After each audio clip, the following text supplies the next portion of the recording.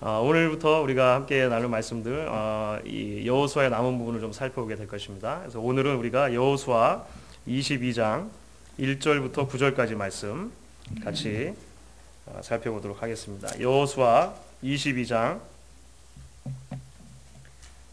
1절부터 9절까지 말씀 한 절씩 교독하시고 마지막 절 같이 읽도록 하겠습니다. 제가 먼저 22장 1절 말씀 읽도록 하겠습니다.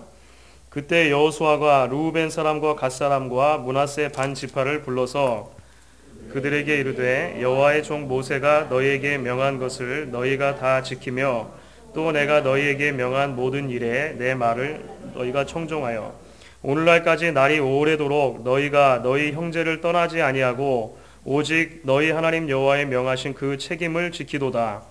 이제는 너희 하나님 여호와께서 이미 말씀하신 대로 너희 형제에게 안식을 주셨으니 그런즉 이제 너희는 여호와의 종 모세가 요단 저편에서 너희에게 준 소유지로 가서 너희의 장막으로 돌아가되 크게 삼가 여호와의 종 모세가 너희에게 명한 명령과 율법을 행하여 너희 하나님 여호와를 사랑하고 그 모든 길로 행하며 그 계명을 지켜 그에게 친근히 하고 너희의 마음을 다하며 성품을 다하여 그를 섬길지니라 하고 여호수아가 그들에게 축복하여 보내매 그들이 자기 장막으로 갔더라. 므낫세 반 지파에게는 모세가 바산에서 기업을 주었고 기타 반 지파에게는 여호수아가 요단 이편 서편에서 그 형제 중에서 기업을 준지라. 여호수아가 그들을 그 장막으로 돌려보낼 때에 그들에게 축복하고 일러 가로되 너희는 많은 재산과 심히 많은 가축과 은, 금, 동, 철과 심히 많은 의복을 가지고 너희의 장막으로 돌아가서 너희의 대적에게서 탈취한 것을 너희의 형제와 나눌지니라 하매 같이 읽겠습니다. 르우벤 자손과 갓 자손과 므낫세 반 지파가 가나안 땅 실로에서 이스라엘 자손을 떠나 여호와께서 모세로 명하신 대로 얻은 땅 곧 그 소유지 길르앗으로 가니라. 아멘. 이제 저희가 여호수아서로 다시 돌아왔습니다. 저희가 목양 1차 그 목양 신앙 특강 시작하기 전에 사실은 이제 여호수아서의 전반부가 되어지는 여호수아서 1장부터 12장까지 말씀 우리가 함께 살펴보았었습니다. 바로 이스라엘 백성들이 약속의 땅 가나안 땅에 들어가서 그 가나안 땅을 이제 어떻게 정복하느냐라고 하는 이야기들을 우리가 이제 작년에 벌써 작년이라고 하니까 좀 기분 이상하네, 그렇죠? 작년에 살펴봤습니다. 어떤 이야기들이 그 안에 있었습니까? 요단을 어떻게 건너갔는가라고 하는 이야기, 그리고 요단을 건너가서 첫 성이었던 여리고성부터 시작해서 여리고성과 아이성의 전투, 그리고 그 이후에 기브온이라고 하는 또 도시와 어떻게 평화의 조약을 맺게 되는가, 그리고 그 뒤로 이제 여러 가나안 땅에 있는 지역들을 이스라엘 백성들이 어떻게 정복해 가는가라고 하는 이야기들을 우리가 살펴보았습니다. 그러면서 이제 중요한 점 몇 가지를 우리가 그 이야기들을 통해 볼 수가 있었습니다. 첫 번째는 무엇인가 하면 이스라엘 백성들이 약속의 땅 가나안에 들어가서 이제 정복 전쟁을 해나가는데 그 전쟁은 사실상 하나님의 전쟁이다라고 하는 것이었습니다. 이스라엘 백성들이 전쟁을 성공적으로 수행했다면 그 성공은 누구 때문에 성공한 것입니까? 하나님 때문에 성공하신 것입니다. 그러니까 최후의 승리자가 누구냐라고 말했을 때 여호와께서 승리자시다라고 이렇게 이스라엘 백성들이 고백했던 것을 보게 되는 것이죠. 두 번째로는 그렇기 때문에 그 전쟁이 하나님의 전쟁이기 때문에 그 전쟁을 성공적으로 잘 수행하려면 이스라엘 백성들 편에서 볼 때는 그 하나님의 명령을 따라서 전쟁을 해야만 했습니다. 그러니까 하나님의 말씀대로 하나님의 명령대로 전쟁을 수행하면 성공하는 것이고 하나님의 말씀에 따라서 그 전쟁을 수행하지 못하면 그들에게는 이제 쓰디쓴 패배가 기다리고 있었다는 것, 실패가 기다리고 있었다는 것을 우리가 지난 이야기들을 통해서 살펴보았다라고 하는 것입니다. 이제 그 뒤로 나오는 13장부터 21장까지는요. 사실 저희가 건너뛰려고 하는 내용입니다. 13장부터 21장까지의 여호수아서의 내용은 그렇게 전쟁을 해가지고 이제 그 취한 땅을 어떻게 나머지 지파들이 이제 나눠 가지느냐라는 문제입니다. 그래서 이제 각 지파들에게 그 땅들을 쭉 나누어 주는 이야기들이 이제 우리가 넘어가게 될 13장부터 21장까지의 말씀에 쭉 기록이 되어져 있습니다. 우리가 앞으로 이제 수요일 날 기회가 되는 동안 이제 2달이 조금 넘게 될 것입니다. 이제 여호수아서의 남은 부분을 살펴보려고 합니다. 22장부터 24장까지 여호수아 전체의 결론에 해당하는 부분이 됩니다. 특별히 이제 23장, 24장에는 여호수아의 고별 설교들이 담겨져 있어요. 여호수아가 죽기 전에 이제 이스라엘 백성들을 모아놓고 설교하는 장면. 그리고 오늘 22장은 이제 그런 모든 것들이 이제 맞춰진 다음에 그 결론 부분에서 있어지는 첫 이야기, 이렇게 좀 우리가 살펴보게 될 것입니다. 우리가 이 말씀들을 살펴보면서 이제 하나님께서 이스라엘 백성들의 역사 속에 어떻게 일하셨고 그 일하심에 대해서 하나님의 백성들은 어떻게 반응한 것이 옳은가라고 하는 문제들을 우리가 조금 더 살펴보게 될 것입니다. 자, 이제 오늘 우리가 함께 읽은 본문은 이제 그렇게 마지막 결론부에 해당되는 첫 이야기가 되겠습니다. 첫 이야기. 이스라엘 백성들이 하나님의 약속대로 가나안 땅을 정복하고 나누어 가졌습니다. 하나님의 약속이 성취가 된 것이죠. 하나님께서 이스라엘 백성의 조상들, 아브라함 때부터 그 조상들에게 약속하셨던 하나님의 백성들은 앞으로 가나안 땅에 가서 살아가게 될 것이다 라고 하는 약속이 성취가 된 것입니다. 그래서 이 모든 정복과 분배에 대한 이야기가 다 마무리된 다음에 이제 여호수아서는 우리에게 이렇게 증언을 해줍니다. 오늘 우리가 함께 읽은 본문은 22장이잖아요. 바로 전입니다. 21장 이제 43절부터 45절입니다. 여러분 바로 전이니까 한번 보십시오. 21장 43절에서 45절, 이게 이제 지금까지 모든 여호수아서 이야기에 대한 총정리입니다. 총정리. 이렇게 말하죠.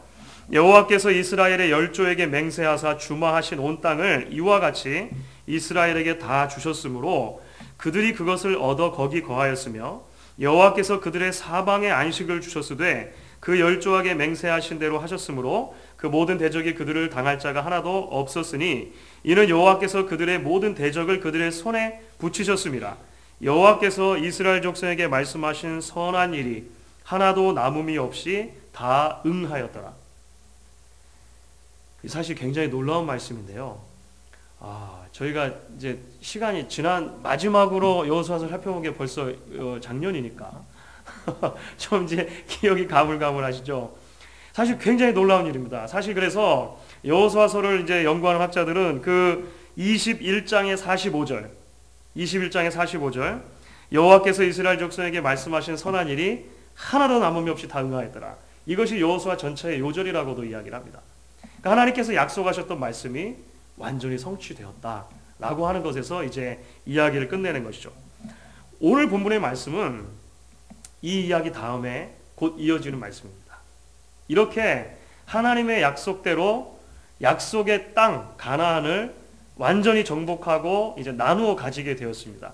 그 일 뒤에 바로 일어난 일, 특별히 그동안 다른 형제 지파들과 함께 신실하게 전쟁을 수행했던 이제 요단 동편의 지파들을 돌려보내는 이야기로 오늘 이제 이야기가 시작을 하는 것입니다. 요단 동편 지파들이 도대체 무엇인가? 이것도 잘 가물가물하시죠. 오늘 이야기의 배경을 이해하시려면 사실 여호수아 1장에 있었던 이야기를 좀 이해를 하실 필요가 있습니다. 여호수아 1장. 요단강을 건너기 전에, 그러니까 이제 가나안에 최초로 진입하기 전입니다. 아직 이스라엘 백성들이 이 광야에 있을 때입니다. 광야에 있을 때 여호수아가 이스라엘의 12지파 가운데 특별히 2지파의 절반, 2지파와 절반입니다. 2.5 tribes죠. 2지파 절반에게 특별한 명령을 내린 사건이 있었습니다. 이제 기억을 조금 더듬어 보시면 생각이 나시는 분들이 있으실 것입니다. 갓 지파, 루벤 지파, 므낫세의 절반에 해당하는 지파들이었습니다. 이 지파들이 왜 중요합니까? 왜냐하면 사실 이 2지파 절반은 어떻게 보면 굳이 가나안 땅에 들어가서 그 힘든 전쟁을 하지 않아도 될 만한 조건을 갖추고 있는 지파들이었기 때문에 그렇습니다. 그러니까 지금 이스라엘 백성들은 요단강을 건너서 가나안 땅에 들어가야 하는 사람들입니다. 그럼 애초에 왜 이스라엘 백성들은 가나안 땅에 들어가야 됩니까? 쉽게 풀면 집이 없어서 그래요. 살 집이 없는 것입니다. 살 집이 없이 지금까지는 계속 광야 생활을 했던 것이에요. 하나님께서 그리고 살 집을 배당해 주셨는데 그 살 집이 어디에 있습니까? 가나안 땅에 있는 것이죠. 그러니까 이스라엘 백성들은 가나안 땅에 들어가서 거기에 살아야 한다라고 하는 것입니다. 그런데 루벤 지파, 갓 지파, 므낫세의 절반 지파는 가나안 땅에 안 들어가도 된다는 거예요. 왜냐하면 하나님께서 이미 가나안에 들어가기 전에 그들이 살 땅을 주셨다라고 하는 것입니다. 요단강의 동편에 그것을 주신 것이죠. 이제 모세가 살아있을 때로 사실 이게 돌아가야 돼요. 모세가 살아있을 때 이제 이스라엘 백성들이 쭉 광야 생활을 하다가 전쟁을 한단 말이죠. 그 전쟁하던 중에 이제 이 땅을 가지게 됩니다. 그 땅이 이제 이 사진에서 보시면 이게 좀 흐릿하긴 한데요. 아래쪽에 보시는 긴 호수처럼 생긴 게 사해입니다. 그리고 저 위에 있는 조그만 호수가 갈릴리 호수죠. 그 갈릴리 호수에서 사해까지 있는 강이 요단강. 감사합니다. 그러니까 우리가 흔히 말하는 가나안 땅이라고 하는 것은 요단강의 저쪽을 말하는 거예요. 지중해 쪽으로 저쪽을 말하는 것입니다. 그렇죠?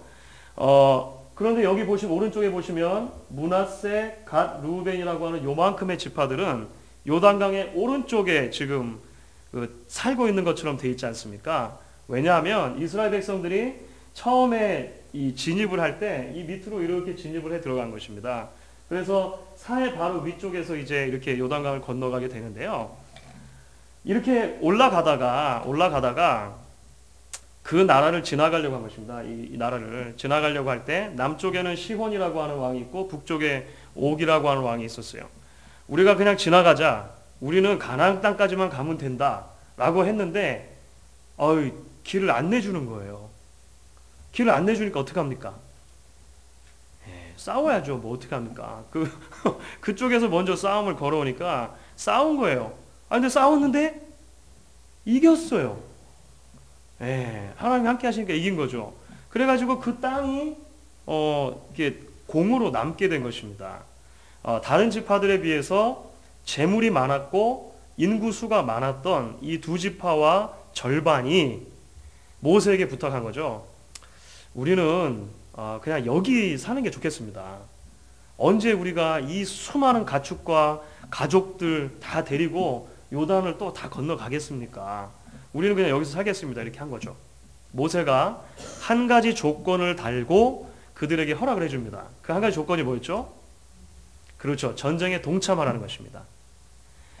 가축과 아내들, 어린아이들은 다 남겨두되 장정들, 전쟁을 할 만한 사람들은 다른 형제들파들과 함께 요단을 건너고 그리고 남들보다 선봉에 가가지고 전쟁을 같이 수행해 줘야겠다.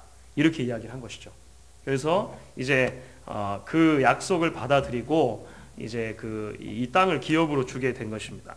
그래서 여호수아 1장을 보시면 이제는 꺼주셔도 됩니다. 여호수아 1장을 보시면 요단을 건너기 전에 여호수아가 이 약속을 기억하라라고 하면서 루벤 지파, 갓 지파, 므낫세 절반 지파에게 이렇게 말합니다.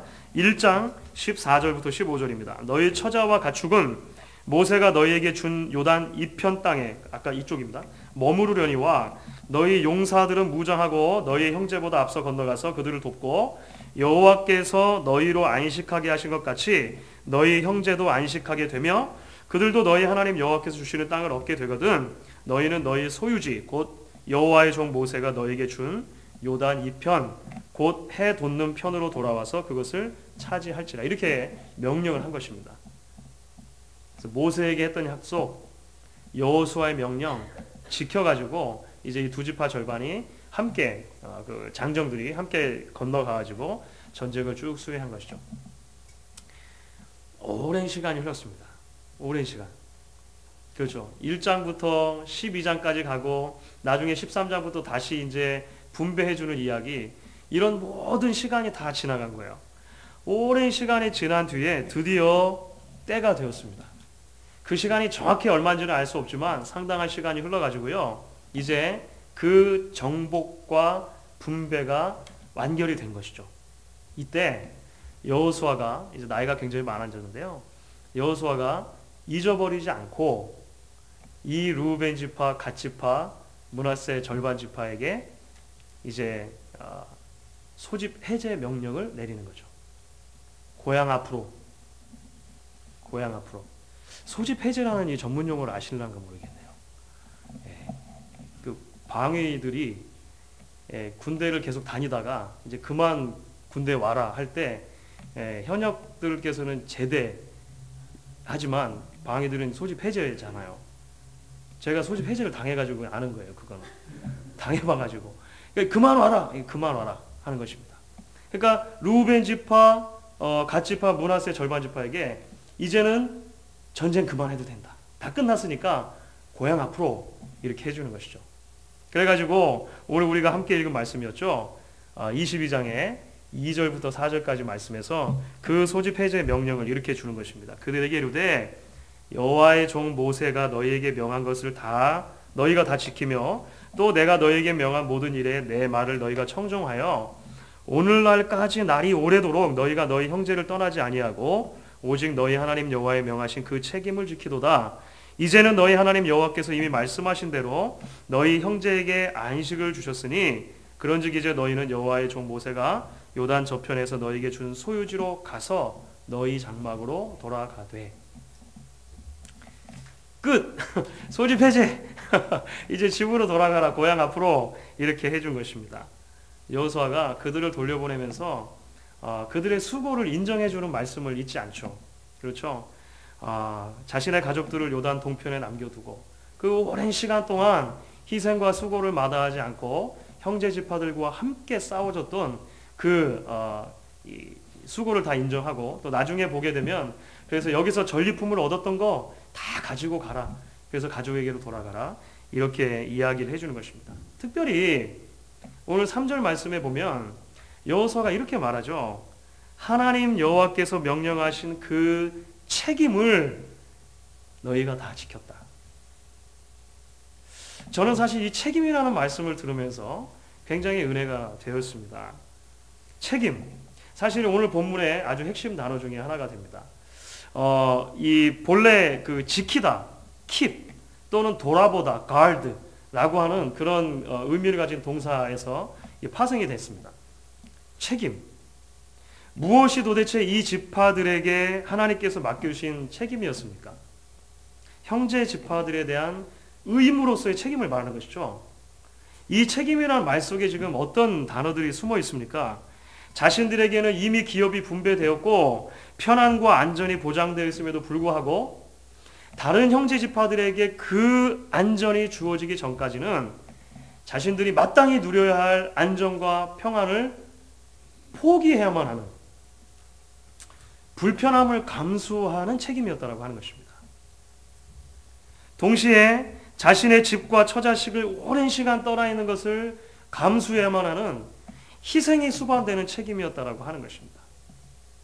그들이 얼마나 오래 있었는가? 여호수아가 오늘까지 날이 오래도록 너희가 너희 형제를 떠나지 아니하고 라고 말할 정도로 이들이 수고와 희생했던 것이 결코 가벼운 것이 아니었다라고 하는 것을 우리가 짐작할 수 있게 된다라고 하는 것이죠.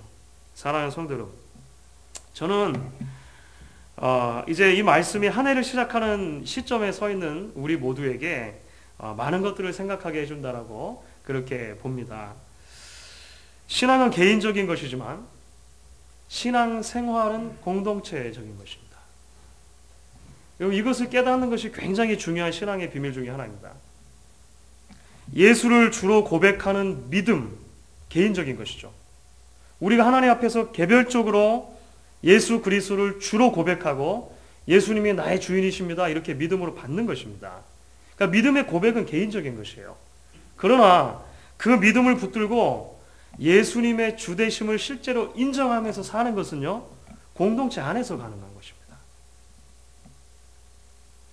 그렇기 때문에 우리는 누구도 혼자 잘 믿고 혼자 열심히 싸워서 승리하는 신앙으로 부름을 받지 않았다는 것을 기억하는 것이 굉장히 중요합니다. 우리가 믿음으로 주를 고백하는 것은 개인적인 것이지만 그렇게 주를 믿음으로 고백했을 때 우리는 공동체 안으로 편입이 되는 거예요. 함께 그런 고백을 하는 하나님의 백성들과 이제 하나로 부름을 받게 된다라고 하는 것입니다. 믿음의 형제자매들과 더불어서 한 공동체를 세워가는 신앙으로 우리가 부름을 받았다라고 하는 것이죠. 여러분, 그런 면에서 보면 우리 모두는 서로에 대해서 일종의 신앙의 연대적인 책임을 가지게 되는 것입니다. 누구도 섬처럼 혼자 존재하지 않는다는 것입니다.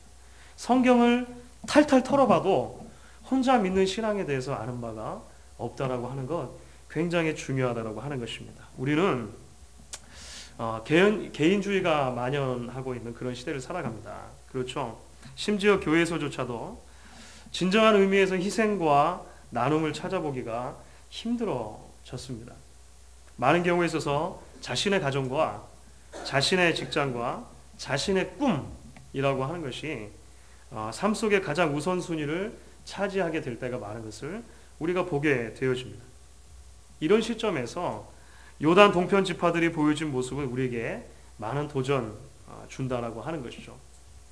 그들은 자신에게 주어진 안락과 안정, 평안보다도 이스라엘이라고 하는 전체 국가에게 주신 하나님의 비전을 먼저 생각했다는 데 의의가 있습니다. 하나님께서 공동체적인 이스라엘 전체에게 가나안이라고 하는 그 큰 땅을 이제 정복할 그 큰 비전을 허락해 주신 것이죠. 그러니까 그 큰 비전 안에서 이제 자기 자신들의 삶을 바라보게 된 것입니다. 그리고 자신들의 삶 속에서 하나님이 요구하시는 자리에 그들이 계속 서 있으려고 노력했던 모습을 우리가 본다라고 하는 것이죠. 여러분, 그 창세기 4장을 보시면은요, 인류 최초의 살인 사건이 기록이 되어 있습니다. 인류의 첫 인류였던 아담과 하와 자녀를 낳습니다. 두 아들을 낳는데 가인과 아벨이죠. 가인과 아벨 사이에 이제 큰 문제가 생기는 것을 우리가 보게 됩니다. 가인이 하나님께서 자신과 자신의 재물은 받지 않으시는데 자신의 동생인 아벨과 그 아벨의 재물은 받아주시는 것을 경험했어요. 그러니까 가인의 마음속에는요, 분노가 치밀어 올랐습니다. 만약에 여러분 같으면 어떠시겠습니까? 우리가 열심히 기도한 제목이 있는데 하나님께서 안 들어주셨어요. 그러면 기본적인 신앙인의 자세라면 우리 자신을 먼저 돌아보게 되겠죠. 아니, 그러하십니까?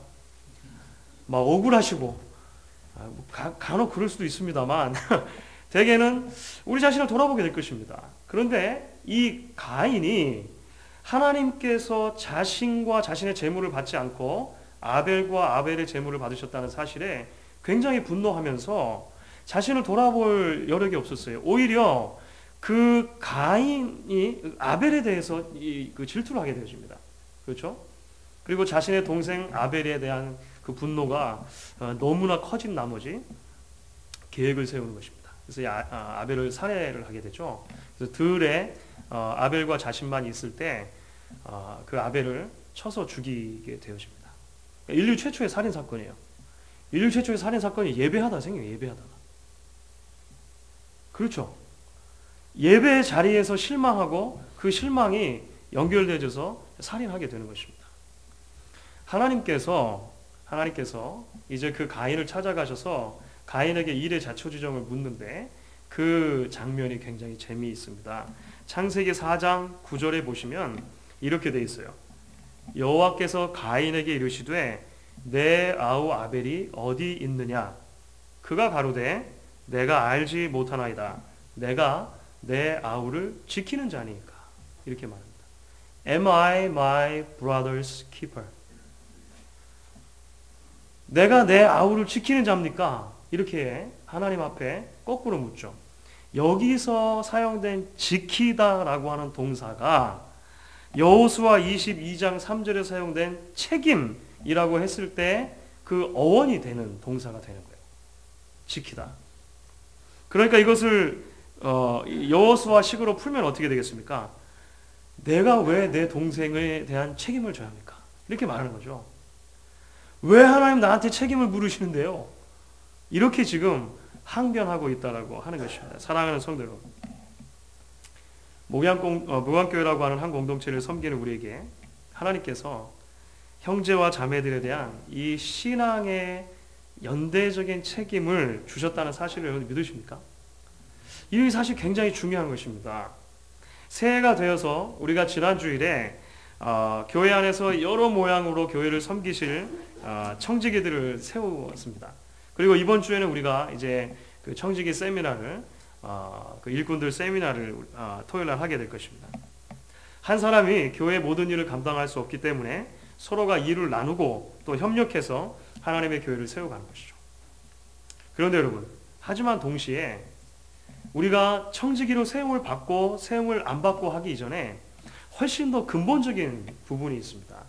그것은 무엇인가 하면 성도는 모두가 다 본질적으로 서로의 영혼을 돌봐주어야 하는 그러한 관계로 부름을 받았다라고 하는 것입니다. 한 사람이 독립돼서 혼자 존재하는 것이 아니고 한 성도가 다른 성도의 영혼에 대해서 책임감을 가지고 돌아보아야 할 그 자리로 우리가 이미 예수 그리스도를 믿는 순간 그런 관계가 성립된다라고 하는 것입니다. 그리고 하나님께서는 끊임없이 우리에게 이렇게 물을 것입니다. 내 형제가 지금 어디 있느냐? 내 자매가 지금 어디 있느냐? 하나님께서 물으실 것이라고 하는 것이죠. 이것은 교회의 중직자들에게만 해당되는 질문이 아닙니다. 교역자들에게만 해당되는 질문이 아니죠. 우리 모두에게 하나님께서 물으시는 질문이라고 하는 것입니다. 내 형제가 어디 있느냐? 내 자매가 어디 있느냐? 그런데 오늘날 얼마나 많은 신앙인들이 하나님 왜 저한테 그걸 물으세요? 왜 도대체 저한테 책임을 물으십니까? 제 코가 석자인 게 보이지 않으십니까? Am I my brother's keeper? 자꾸 묻는 거죠. 저는 오늘 우리가 여호수아서를 통해 주시는 이 하나님의 말씀에 귀를 기울일 수 있기를 바랍니다. 그리고 새해 첫 수요 예배를 드리면서 공동체를 향한 헌신이라고 하는 이 비전에 우리가 함께 주의를 기울일 수 있기를 바란다라고 하는 것입니다. 때로 조금 불편해 보이고 때로 조금 돌아가는 것 같고 때로 좀 손해를 보는 것 같고 때로 포기해야 할 것이 많은 것처럼 보이더라도 하나님께서 부르신 그 자리를 우리가 잊지 않고 기억했으면 좋겠다라고 하는 것입니다. 사랑하는 성도 여러분, 우리가 기억해야 할 것이 있습니다. 우리의 구주이신 예수님께서 한 번도 내가 내 형제를 지키는 자이니까 하나님 앞에 항변하신 적이 없다라고 하는 것입니다. 만약에 예수님께서 내가 왜 저 죄인들을 위해서 십자가를 져야 합니까? 라고 끝까지 항변하셨다면 우리 중 누가 그 구원의 놀라운 은혜를 받을 수가 있겠습니까? Am I my brother's keeper? 예수님께서 만약에 내가 왜 책임을 져야 되는데요? 왜 나한테만 그러세요? 하셨다면 우리 중 누구도 하나님의 사랑을 받을 만한 자격이 없다라고 하는 것입니다. 그런데 예수님께서 그렇게 묻지 않으시고 묵묵히 고난당하시고 십자가의 길을 가셨다라고 하는데 하나님께서 우리에게 주신 큰 은혜가 있는 것이죠. 그리고 그 놀라운 사랑 안에서 하나님께서 우리를 구원하시고 하나님의 자녀로 삼아주신 것입니다. 그리고 하나님의 자녀가 되었을 때 다시금 우리 한 사람 한 사람을 그 예수 그리스도 안에서 서로의 영혼을 돌아보고 책임져야 하는 연대적인 책임의 자리로 하나님께서 부르신 것입니다. 그 부르심의 말씀에 우리가 순종하면서 함께 하나님께 나아갈 수 있는 2013년도 한 해가 될 수 있기를 간절히 바랍니다. 그래서 서로가 서로의 영혼을 지켜주는 귀하고 복된 책임감 있는 형제와 자매로 우리가 세워질 수 있기를 간절히 바라는 것입니다.